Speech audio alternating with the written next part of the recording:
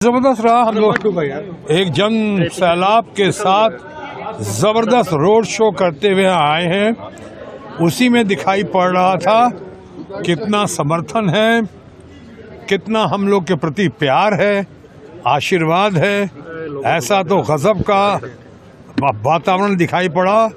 इसके वजह से भी कह सकते हैं कि एक तो हमने जो काम किया है यहाँ पे, और काम की वजह से ममता जी का और तृणमूल कांग्रेस का जो नाम हुआ है, और साथ ही साथ जो ममता जी का नेतृत्व है, ममता जी के व्यक्तित्व का जादू है, वो यहाँ के लोगों पे सब जगह चढ़ के बोल रहा है।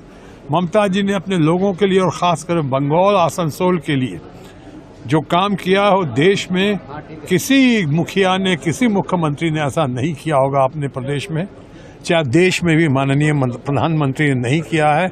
हम लोग कहते हैं ना, what Bengal thinks today India thinks tomorrow.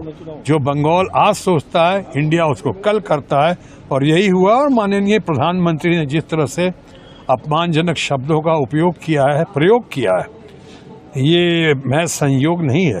तो पिछली बार भी दीदी और दीदी का इतना नारा दिया था, माहौल उड़ाया था, यहाँ के लोगों ने भरपूर जवाब दिया था।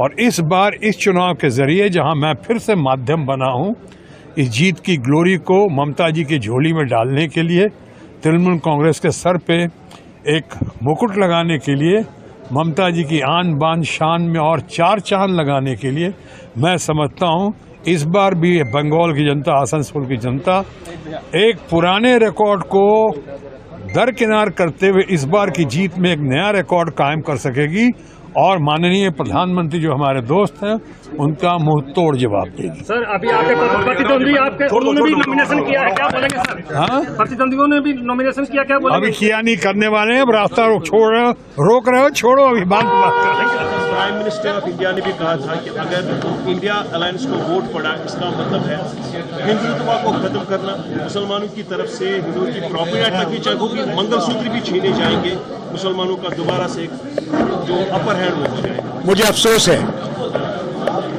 कि हमारे वजीर आजम ने ऐसी बात कही है। हमारा इस्लाम, हमारा अल्लाह हमें यह सिखाता है कि सबके साथ बराबरी से चलो।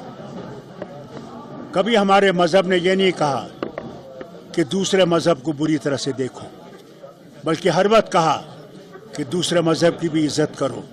जिस तरह तुम अपने दीन की इज्जत करते हो, दूसरे दीन की भी इज्जत करो। कभी ऐसा नहीं होगा वजीर आजम कि मुसलमान कभी भी किसी माँ का, किसी बहन का मंगलसूत्र छीनेगा।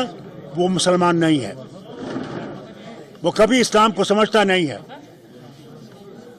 एक शख्स को आप मारोगे तो याद रखना, उसमें वो फिर अल्लाह की तरफ से कहता है वो लाखों का कत्ल है, इंसानी कत्ल है। वो क्या ऐसा हो सकता है?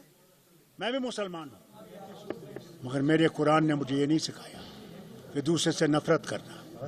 मैं उतना ही हिंदू से मोहब्बत करता हूं जितना मैं सिख से, मुसलमान से मोहब्बत करता हूं। मैं समझता हूं वो भी तरक्की करेगा, हम भी तरक्की करेंगे, उसी से ये भारत उठेगा।